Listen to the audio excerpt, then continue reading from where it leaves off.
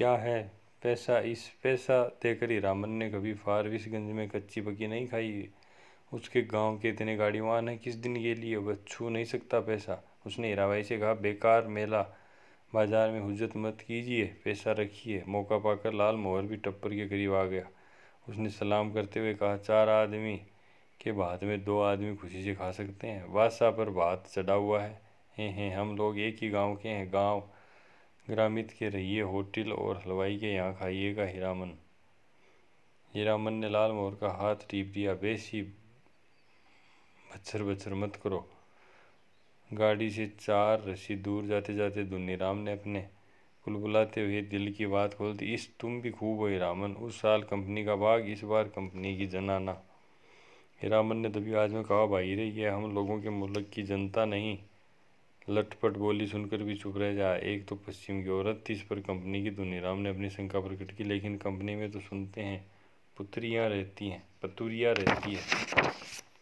धत, सभी ने एक साथ से दुरदुरा दिया। कैसा आदमी है? पतुरिया रहेगी कंपनी में भला? देखो इसकी बुद्धि। सुना है? देखा तो नहीं है कभी। धुनीराम ने अपनी गलती मान ली। पलटदास को बात सूझी। हीरामन भाई, जनाना जात अकेली रहेगी गाड़ी पर? कुछ भी हो, जनाना आखिर जनाना ही है, कोई ज़रूरत ही पड़ जाए।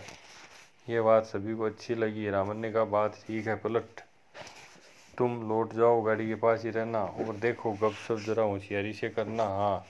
हीरामन की देह से अत्तर गुलाब की खुशबू निकलती है। हीरामन कर्म सांड है। उस बार महीनों तक उसकी देह से बधाइन गंध नहीं गई। लाल मोहर ने हीरामन की गमछी सूंघ ली। हीरामन चलते चलते रुक गया। क्यों रे लाल मोहर भाई, जरा कहो तो। बड़ा जिद करती है, कहती नौटंकी देखना ही होगा फोकट में ही, और गांव नहीं पहुंचेगी ये बात। हीरामन बोला, नहीं जी, एक रात नौटंकी देकर जिंदगी भर बोली ठोली कौन सुने। देसी मुर्गी विलायती चाल।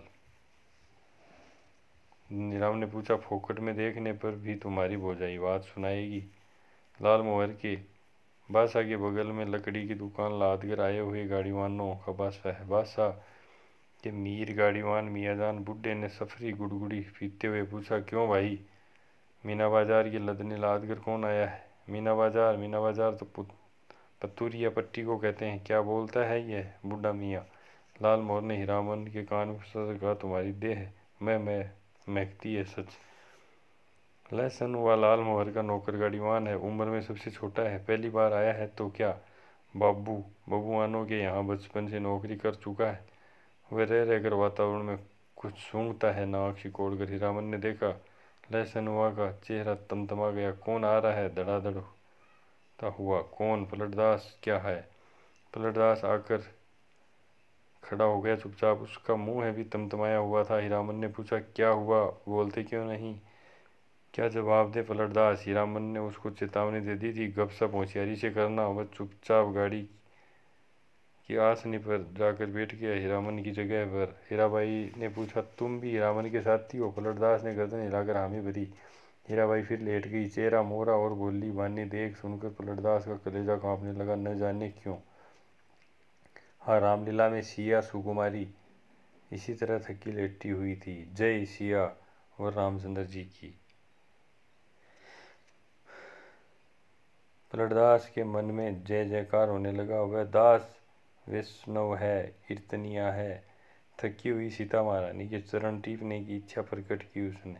हाथ की उंगलियों के इशारे से मानो हीरा हारमोनियम की पटरियों पर नचा रहा हो। हीराबाई तमक कर बैठ गई। अरे पागल है क्या, जाओ भागो। पलटदास को लगा गुस्साई हुई कंपनी की औरत खुशी चिनगार निकल रही है। छटक छटक वह भागा। पलटदास क्या जवाब दे? वह मेला से ही भागने का उपाय सोच रहा है। बोला, कुछ नहीं, हमको व्यापारी मिल गया, अभी ही स्टेशन जाकर माल लादना है, बात में तो अभी देरी है, मैं लौट आता हूँ तब तक। खाते समय धुनीराम और लहसनवा ने पलटदास की टोकरी भर निंदा की। छोटा आदमी है, कमीना है, पैसे पैसे का हिसाब जोड़ता है। खाने पीने के बाद लाल मोहर के दल ने अपना बासा तोड़ दिया। धुनी और लहसनवा गाड़ी जोत कर हीरामन के बासा पर चले, गाड़ी की लकीर धरकर। हीरामन ने चलते चलते रोका। लाल मोहर से, जरा मेरे इस कंधे को सूंघो तो। सूंघ कर देखो न। लालमोहन ने कंधा सूंघकर आंखें मूंद ली। मुंह से अस्फुट शब्द निकला, ए हैं। हीरामन ने कहा, जरा सा हाथ रखने पर इतनी खुशबू समझे।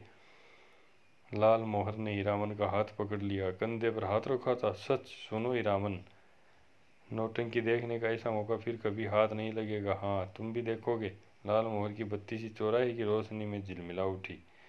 बासा पर पहुंचकर हीरामन ने देखा, टपर के पास खड़ा बतिया रहा है कोई हीराबाई से। धुनी और लसनुआ ने एक ही साथ कहा, कहाँ रह गए पीछे, बहुत देर से खोज रही है कंपनी। हीरामन ने टपर के पास आकर देखा, अरे ये तो वही बक्सा ढोने वाला नौकर जो चंपानगर मेले में हीराबाई को गाड़ी पर बिठाकर अंधेरे में गायब हो गया था।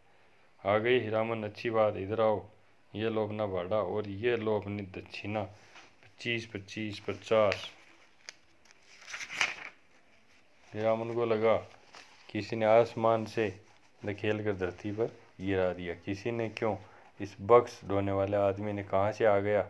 उसकी जीभ पर आई हुई बात जीभ पर ही रह गई। इस दक्षिणा। वह चुपचाप खड़ा रहा।